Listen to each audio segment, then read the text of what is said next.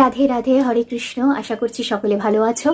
আজকে যে কোয়েশ্চেনটার উত্তরটা তোমাদের বোঝাতে চাইবো বা বোঝানোর চেষ্টা করব, সে কোয়েশ্চেনটা হচ্ছে ভক্তি এবং ভক্তের মধ্যে স্বার্থ, এই দুটোর মধ্যে যে ডিফারেন্স থাকে সেটা দেখো।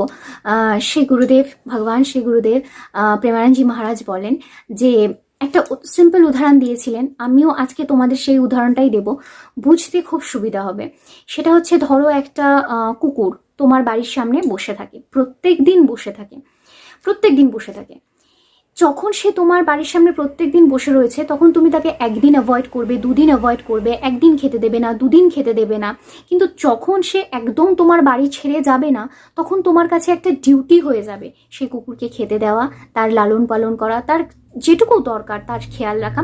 তার ডিউটিটা বাড়তে বাড়তে সেটা ভালোবাসায় পরিণত হবে।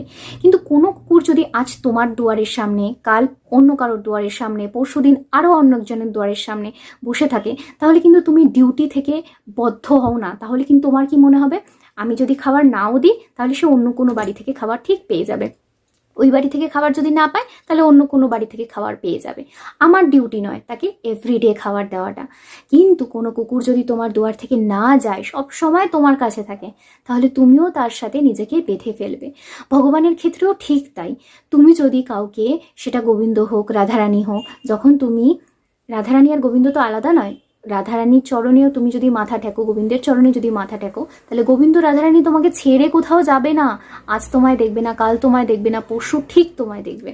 কিন্তু আজ যদি তোমার মনে হয় গোবিন্দ ভালো না, রাধারানী তো ভালো না, আমি চলে যাব অন্য কোনো ঠাকুরের কাছে, কাল বজরং বলি, পরশু দিন শিব ঠাকুর, তারপরের দিন কালী ঠাকুর, তাহলে দেখবে কোথাও তোমার কাজ ঠিক করে হচ্ছে না, তোমার মনে কোনো শান্তি আসছে না।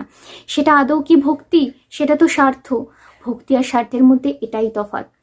ভালোবাসা, ভগবানের প্রতি সম্পূর্ণ সমর্পণ, ভগবান যেটা করছেন সেটা মঙ্গলের জন্যই করছেন। হয় তোমার কর্মফল তুমি ভুগছো, না হয় তোমার পুণ্যফল তুমি ভুগছো। কর্মফলের মধ্যে পাপ পুণ্য দুটোই থাকে। ভালো কিছু হলে সেটা তোমার পুণ্যফল, যেটা তোমায় ভগবান দিচ্ছে, খারাপ কিছু হলেও সেটা তোমার পাপ কর্মের ফলেই তুমি ভুগছো। আমরা এই একসেপ্টটা করতে পারি না যে আমাদের সাথে খারাপটা কেন হচ্ছে। খারাপটা অবশ্যই হচ্ছে আমারই আত্মার কোনো না কোনো পাপ কর্মের ফল।